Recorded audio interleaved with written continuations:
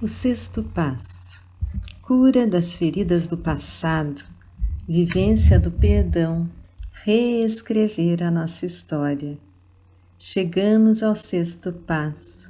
Após termos percorrido esse passo a passo com as pessoas, conosco mesmos, é tempo de podermos contemplar a vida com um novo olhar. Mais do que ver a Deus, precisamos ver com Deus.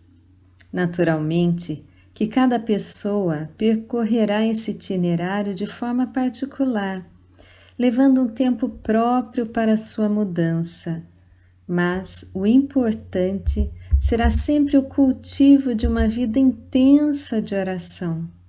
Orar em silêncio, crescer na intimidade com Jesus, ouvir a sua voz, vê-lo agir em nós. Lembro-me de um rapaz, líder de comunidade, com a queixa de ansiedade.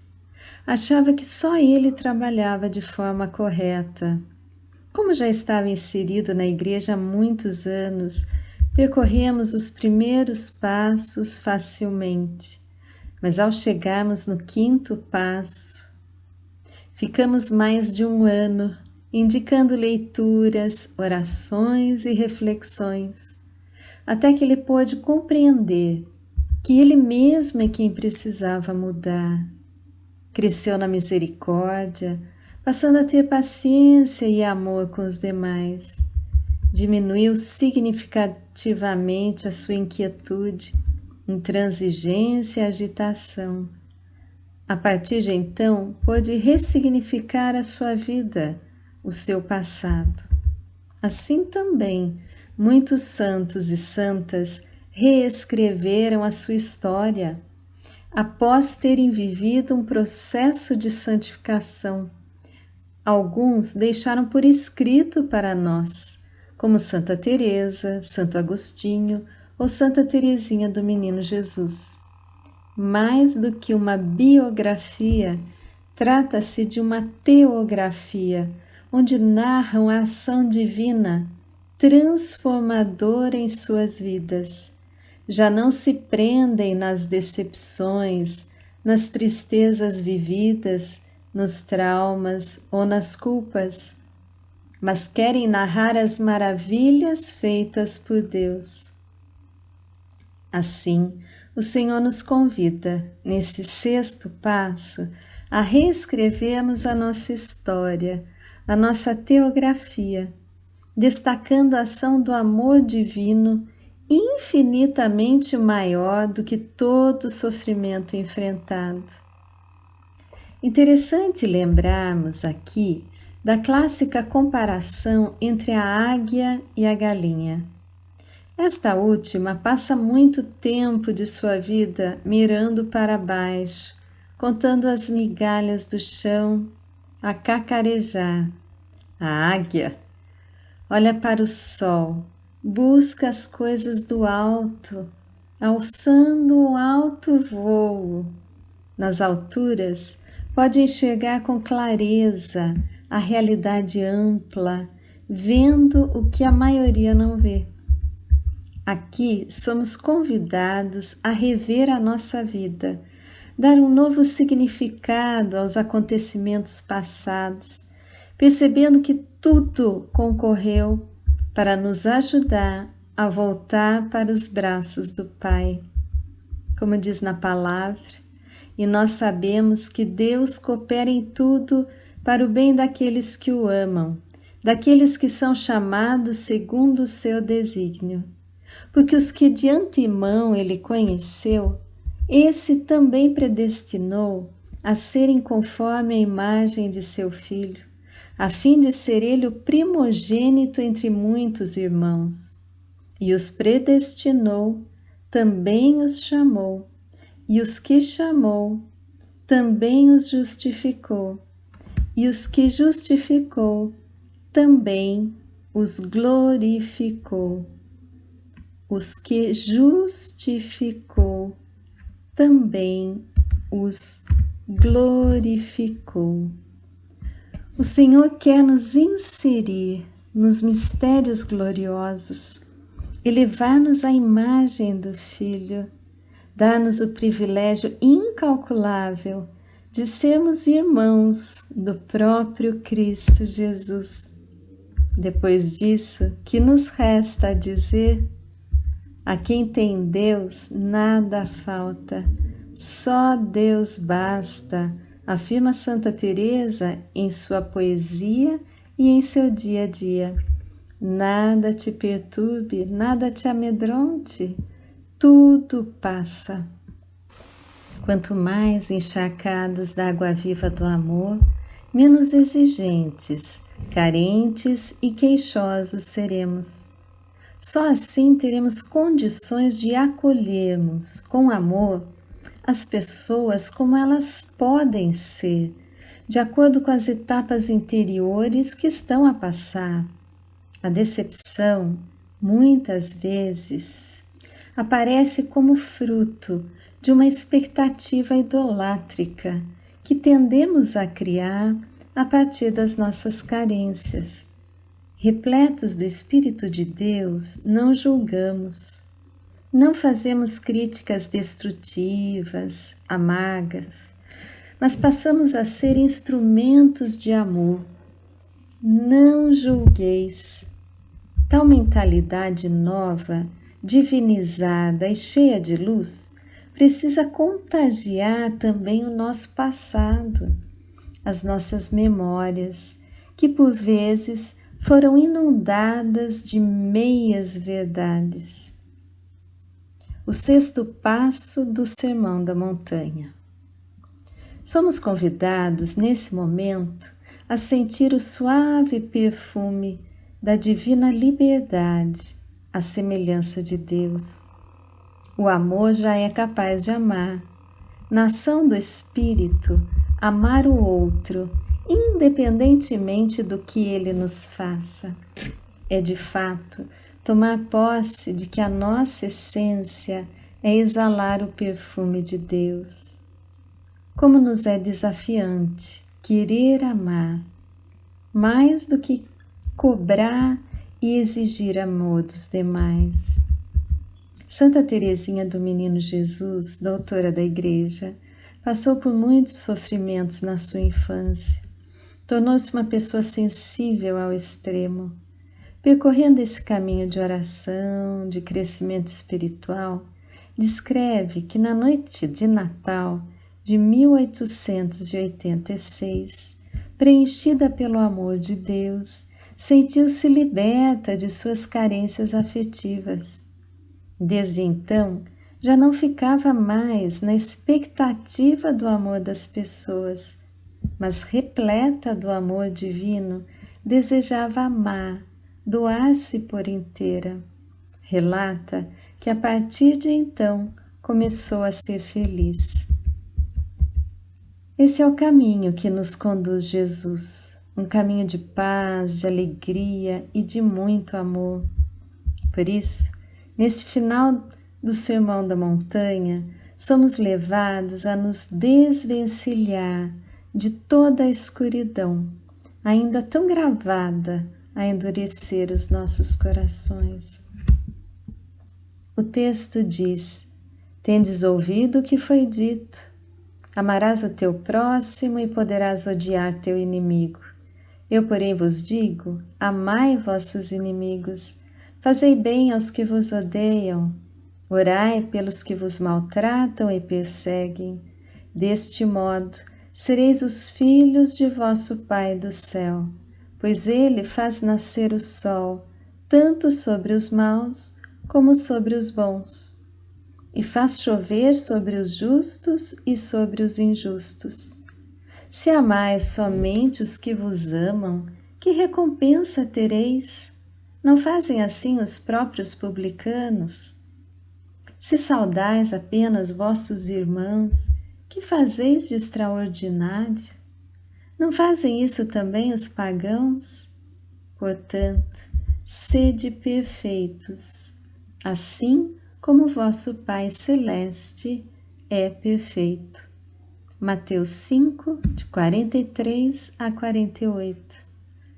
O versículo 48 é uma chave para compreendermos esse mover do coração novo daquele que é renascido em Cristo. Terá no peito um coração semelhante ao do Pai. São Paulo nos exorta: eis o tempo favorável por excelência, eis agora o dia da salvação. 2 Coríntios 6, 2. Precisamos tomar a decisão e acolher a graça de Deus que nos leva a não mais cultivar o mal em nós. Nesta intenção, propomos nesse momento um importante exercício espiritual. É uma novena que será realizada a partir de textos bíblicos extraídos do Evangelho de São João, do capítulo 13 até o 21. A cada dia lê-se um capítulo. Após a meditação, pede-se a graça de escrever todas as dificuldades vividas, mágoas, culpas, tristezas, decepções, fracassos, relacionadas ao texto lido. No primeiro dia, por exemplo, lê-se João capítulo 13. Medita-se no lava-pés, no anúncio da traição de Judas. Momento de trazer à tona as lembranças tristes do passado, das vezes em que nos doamos e recebemos apenas a ingratidão, ou mesmo a traição. Escrever também quando nós mesmos é que cometemos tais erros. Trata-se de uma dinâmica, onde iremos unir as nossas dores às de Jesus. No segundo dia, fazer o mesmo com o texto de João 14, e assim por diante. No sétimo dia, o texto a ser meditado será o de João 19, onde leremos sobre a morte e sepultamento do Senhor. Após a leitura, deve-se juntar todas as folhas escritas e queimá-las, permanecendo em oração, clamando a ação da graça divina a sepultar e a nos libertar de todas essas experiências dolorosas. No oitavo dia, meditar em João 20 e no nono em João 21. São textos de ressurreição, de chamado a uma vida nova, a fim de assumirmos com ardor e alegria a nossa verdadeira vocação. Temos recebido testemunhos muito preciosos, vividos a partir deste exercício tão simples e eficaz. Após a queima dos papéis, chegamos no momento de ressignificarmos a nossa vida. É a chance de fazermos uma releitura da nossa história, reconhecendo que a graça divina sempre esteve presente, a nos buscar e a nos elevar de volta para os braços do Pai. Inseridos no amor de Deus, todo sofrimento converte-se em fonte de bênçãos. Lembro-me de uma pessoa que enfrentou uma profunda rejeição familiar desde a sua infância, mas foi essa dor que a impulsionou a ter um grande ardor para defender os excluídos.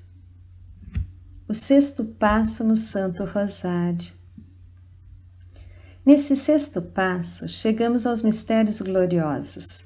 Como nos é maravilhoso saber que sempre, depois de uma noite escura, chega a aurora, um novo amanhecer. A contemplação desses mistérios nos faz ver a força do perdão e do amor em Jesus, superando toda a dor vivida em sua paixão. No primeiro mistério glorioso, contemplamos a ressurreição de nosso Senhor Jesus Cristo. Jesus, após passar pelas piores dores possíveis, ressuscita livre. encontra com seus apóstolos e diz a paz. Nem sequer toca no assunto de todo o seu sofrimento. Não, Jesus olha a alegria do presente, vive a glória da ressurreição e da missão concedida aos seus discípulos. Quer ensinar-nos o caminho da vida nova, sepultar o que está morto e permitir que o amor ressuscite em nós. São João Paulo II escreve que a contemplação do rosto de Cristo não pode deter-se na imagem do crucificado. Ele é o ressuscitado. Diz também, o rosário sempre expressou essa certeza da fé, convidando o crente a ultrapassar as trevas da paixão, para fixar o olhar na glória de Cristo com a ressurreição e a ascensão. No segundo mistério glorioso, contemplamos a ascensão de nosso Senhor Jesus. Dito isso, foi elevado à vista deles, e uma nuvem o ocultou a seus olhos. Estando a olhar atentamente para o céu, enquanto ele se ia, 2 homens vestidos de branco encontraram-se junto deles e lhes disseram: Homens da Galileia, por que estáis aí a olhar para o céu? Atos 1, de 9 a 11. Por que estáis aí a olhar? Olhar para o passado, para as limitações alheias ou para diversas tribulações. No terceiro mistério glorioso, contemplamos a descida do Espírito Santo sobre todos no cenáculo. Vazios de si, os apóstolos permitiram que o Espírito Santo os preenchessem de forma maravilhosa. Tornaram-se homens novos, corajosos, misericordiosos e cheios da graça de Deus. São João da Cruz, na sua obra Chama Viva de Amor, escreve: Esta chama de amor é o espírito de seu esposo, que é o Espírito Santo. Sente-o a alma agora em si, não apenas como fogo que a mantém consumida e transformada em suave amor, mas como fogo que além disso arde no seu íntimo, produzindo chama, conforme disse. E essa chama, cada vez que flameja, mergulha a alma em glória, refrigerando-a ao mesmo tempo numa atmosfera de vida divina. Eis a operação do Espírito Santo na alma transformada em amor.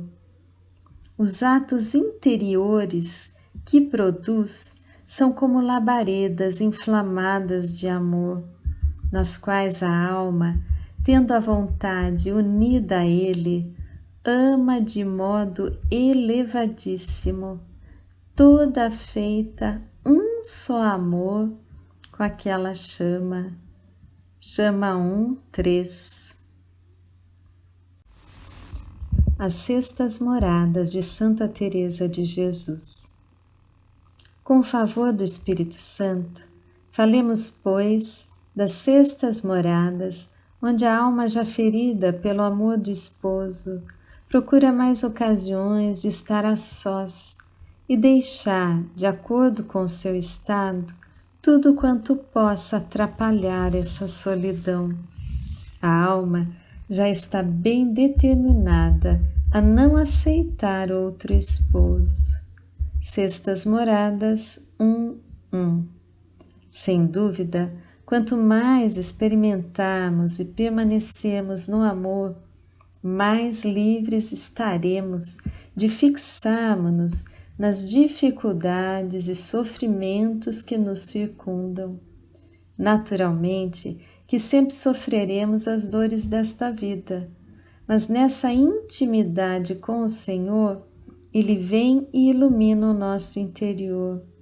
Teresa comenta sobre isso. As pessoas tidas por amigas afastam-se dela, sendo as que mais lhe causam sofrimento e dos mais dolorosos. Sextas Moradas 1:3. Enfim, não há outro remédio nessa tempestade, senão aguardar a misericórdia de Deus, que de repente, só com uma palavra sua, ou por meio de uma ocasião que se apresente, tira tudo tão depressa que nem parece ter havido uma sombra naquela alma. De tal maneira fica ela cheia de sol e de muito maior consolação. O melhor remédio é ocupar-se em obras de caridade e outras coisas exteriores, esperando a misericórdia de Deus, que nunca falta aos que nele confiam. Nosso Senhor também costuma ter outras maneiras de despertar a alma, encontrando-se esta a qualquer momento em oração vocal, sem atentar para o que se passa em seu interior. Parece que se lhe sobrevém um deleitoso abrasamento. É como se de repente fosse penetrada por um perfume tão intenso, que se espalhasse por todos os sentidos. Perfume ou algo do gênero, digo para explicar como se percebe estar ali o esposo. Isso desperta na alma um saboroso desejo de fruir dele, dispondo-a a fazer grandes coisas e louvar muito a nosso Senhor. Sextas Moradas 2:8. Santa Teresa compreendeu vivencialmente que no mundo teremos tribulações, mas que o Senhor nos dá coragem, garantindo sempre a vitória. Compreendeu que só Deus basta. Desta ótica, foi capaz de rever a sua história, ressignificando e iluminando cada momento de sua vida ao lado de seu amado, que nunca a abandonou. Enfim conclui, em suma, essa borboletinha não encontra descanso que perdure. Pelo contrário, estando a alma tão repleta de amor, qualquer ocasião capaz de acender mais esse fogo a faz voar.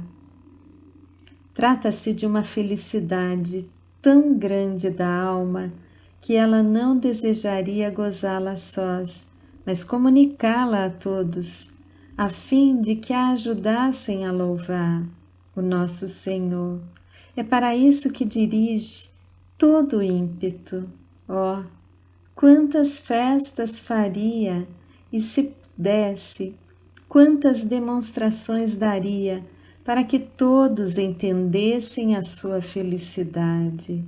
A alma parece ter se encontrado a si mesma e, tal como o pai do filho pródigo, gostaria de convidar a todos e fazer grandes festejos, porque se vê em segurança, ao menos nessa ocasião.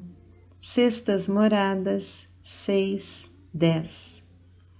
Dessa companhia tão contínua nasce um amor terníssimo por Sua Majestade, bem como certos desejos, bem maiores do que os que dissemos, de total entrega a seu serviço e uma pureza de consciência. Sextas Moradas 8:4.